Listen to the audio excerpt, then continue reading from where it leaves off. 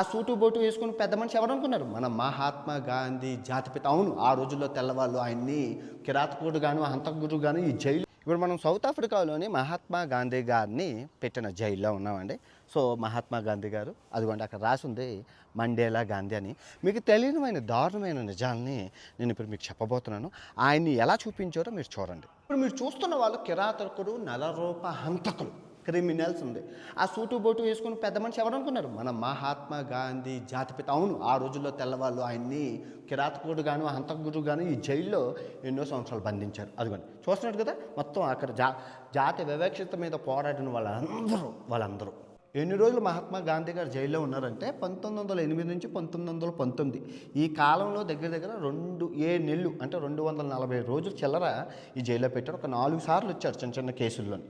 ఆయన వచ్చి జైల్లో ఉన్నారు. అదిగోండి ఇప్పుడు మీరు చూస్తున్నారు కదా, ఖైదీల్ని ఇక్కడ పడుకోబెట్టేవారు అనమాట. పడుకునే స్థలం అనమాట ఖైదీలది. మహాత్మా గాంధీ గారు కూడా ఎన్నో చిత్రహింసలు అనుభవించి ఈ జైల్లో ఇక్కడ ఈ ప్రాంతంలోనే పడుకున్నారు ఒక ఖైదీగా. ఆ రోజుల్లో ఖైదీలు వాడే బాత్రూమ్స్ అంటే గాంధీ గారు వాడే బాత్రూమ్స్ అని చెప్పాలి. ఇండియన్ స్టైల్లో ఉన్నాయి చూడరా, వెస్ట్రన్ స్టైల్లో లేవు. మన ఇండియాలో ఎలాగైతే ఉంటాయో యాక్చువల్గా ఇప్పుడు సౌత్ ఆఫ్రికాలో అన్నీ వెస్ట్రన్ స్టైల్లో ఉన్నాయి, కానీ ఇక్కడ మటుకు మనం ఇండియన్ స్టైల్లో చూడొచ్చు. చూసారా ఖైదీలు వాడే బాత్రూమ్లు.